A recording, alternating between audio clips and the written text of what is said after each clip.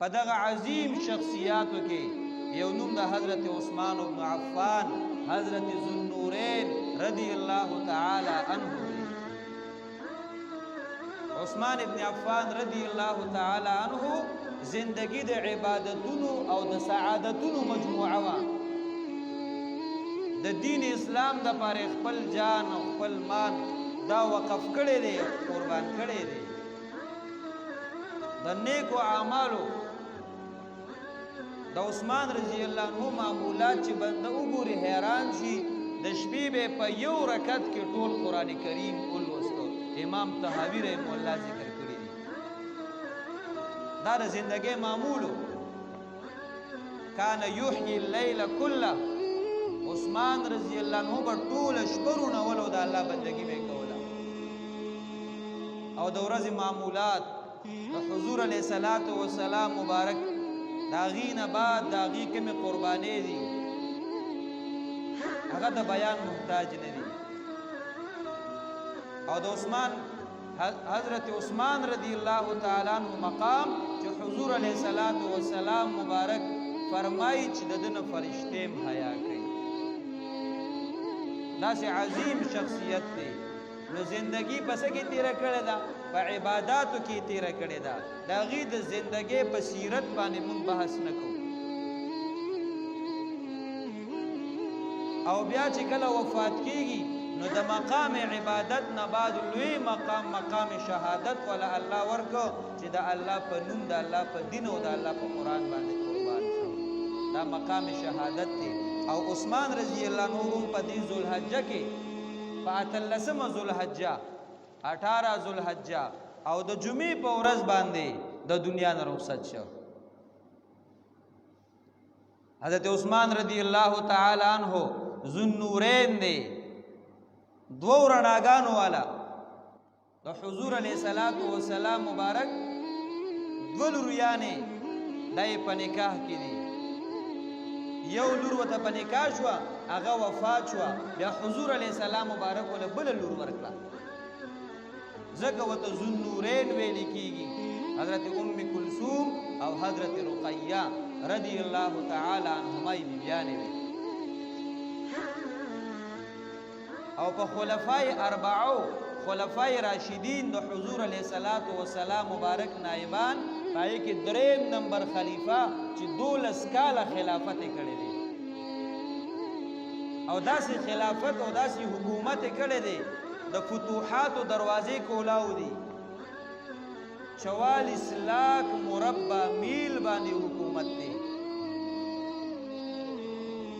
او د حکومت د چلولو او د عوامو د اسانتیا دپاره چې کومې محکمې کولاو کړي دي نو اوسني خلک ورته حیران دي. دا عثمان بن عفان رضی الله تعالی عنہ چې په 18 ذوالحجه د جمعې په ورځ باندې ورته الله شهادت ورکړی دی. او شهادت ورته الله پاک ورکو. قرآن کریم مخې ته پروت دی. د قرآن کریم تلاوت شروع کړی دی. د اولې سپارې آخر د هغې تلاوت کوي.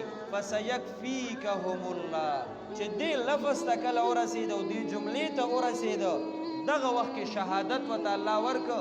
او د بدن هغه وینې په دغه الفاظو باندې پرېوتله. نو مقام شهادت ولا الله رب ذوالجلال ورکړی دی. په حکومت کې باغیان را پاسېدل، هغه خلک را پاسېدل چې د مسلمانانو دشمنان دي. د بغاوت علم اوچت که. د عثمان غنی رضی الله عنه محاصره وکړله او عثمان رضی الله عنه په خپل کور کې دننه شهید کو. عثمان غنی رضی الله عنه ته صحابه کرامو ډېرې زیاتې مشورې ورکړې. مغیره ابن شعبه رضی الله عنه ولا مشورې ورکړې مکی مکرمه ته لاړ شه، شام ته لاړ شه. معاویه رضی الله عنه دې التا. حضرت حسن رضی الله عنه مشورې ورکړې. عثمان بن عفان رضی الله عنه فرمایل چې زه دا نه غواړم چې زما د وجې د مسلمان توره په مسلمان پسې روزي. ځکه د مسلمان توره چې یو پیره په مسلمان اوچلېدله نو عثمان رضی الله عنه فرمایل تر قیامته پورې به دغه توره بیا په کاش کې ننوځي نه، او دا به روانې چلیږي. او عثمان بن عفان رضی الله تعالی عنہ د شهادت نمخ کې عبد الله ابن سلام رضی الله عنه او خپل بیبي حضرت نائله رضی الله تعالی عنها ته فرمایي چې ما د حضور علیه الصلاۃ والسلام مبارک دیدار مې وکړ په خوب کې الله دیدار راکړ او ما ته حضور علیه الصلاۃ والسلام مبارک فرمایل چې اے عثمان رضی الله عنه تند دشتا تکلیف دی تا توبه نه میلاویږي صحابه کرامو به اوبه راغستلې مشکیزې هغه باغیانو به په غشو باندې مشکیزه وویشتله هغه اوبه به ټولې توی شولې عثمان رضی الله عنه له یو ګوټ اوبه نه ورکولې په خپل کور کې محاصره دی او ګیر دی حضرت حسن رضی الله عنه حضرت حسین رضی الله عنه طلحه رضی الله عنه زبیر رضی الله عنه خپل بچی را لېږلي دي ابو هريره رضی الله عنه حاضر دی د حفاظت د پاره د کور نه گیر چاپیره ولاړ دي د باغیانو غش چې راځي همدا صحابه کرام کې لګي دوی حفاظت کوي عثمان رضی الله عنه فرمایل چې ما حضور علیه الصلاۃ والسلام مبارک ته فرمایا چې حضرت د تند حالت دی یو حضور علیه السلام مبارک وی دا مشکیزه کې وبدي د دین او بوس کا وبمه ته اوس کله عثمان رضی الله عنه فرمایل اغه جخوالی د وبوس مخصوصو ما وبس کل هغه په خوب کې شوی دی عثمان رضی الله عنه فرمایي چې اغه جخوالی زو اوسم مخصوصو ما ته هغه د تند ختمیدل مخصوصي چې ما تند ختم شو او بیا حضور علیه الصلاۃ والسلام مبارک ما ته فرمایل اے عثمان رضی الله عنه کستا دا خوغی طالب الله فتح در کی او باغیان او دشمنان به الله نیست او نابود کی او په دې خوغی نو افطاری به زمون سره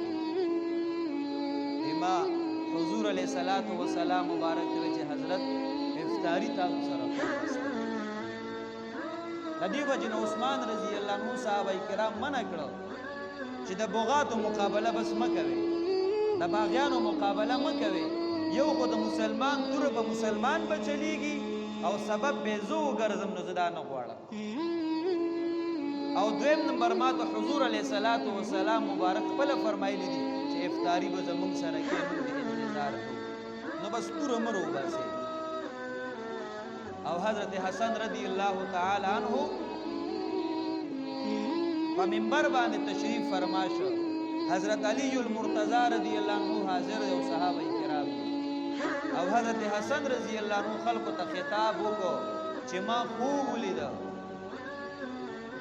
چې حضور علیه الصلاۃ والسلام مبارک تشریف فرما دي او د عرش یو وخت په نیولې ولاړ دی ابو بکر صدیق رضی الله تعالی عنہ رالی او د حضور علیه السلام مبارک پر یو طرف باندې لاس مبارک کېږي حضرت عمر فاروق رضی الله عنه رالی او د ابو بکر صدیق رضی الله عنه پر یو طرف باندې لاس کېږي خو داسې په قطار باندې شو ورپسې عثمان غنی رضی الله عنه را روان دی او د اثر مبارک په لاسو کې نیولې دی او د دې زین نوینه بهيږي او حضور علیه الصلاۃ والسلام مبارک حاضر دی او د الله دربار لګیدل دی او عثمان رضی الله عنه چې کوم قاتلین دی هغه حاضر دي عثمان رضی الله عنه راپور درجګي چې دنه تاسو کې د دې قاتلینو نه چې ولې قتل کړي زما ګناه سو چې دې ز قتل ولم او بیا حضرت حسن رضی الله عنه فرمایل چې په عثمان رضی الله عنه جړاګانې وشوي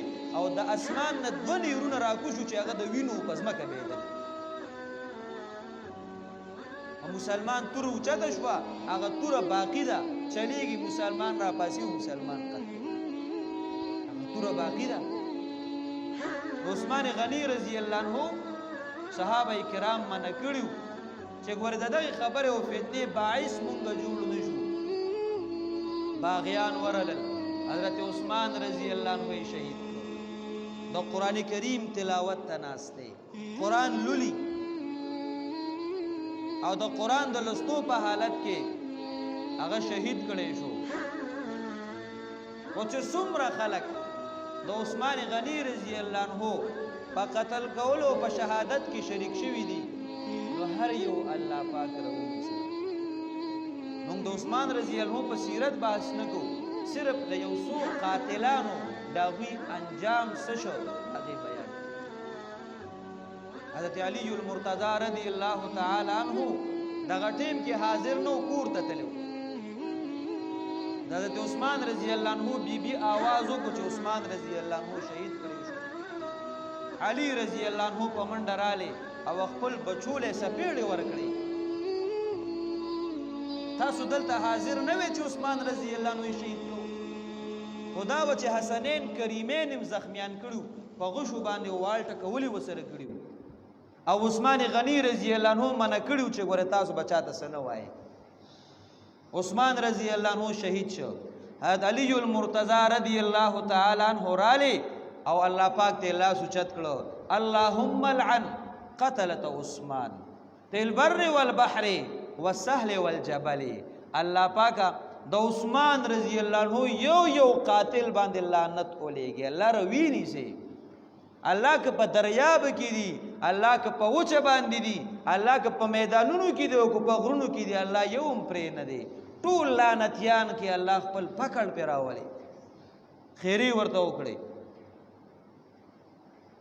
بل صحابي دی رضی الله تعالی عنه، غالبا سعد ابن ابي وقاص رضی الله عنه، هغه الله سوچت کړه یا الله پاکا اللهم اندمهم ثم خذهم.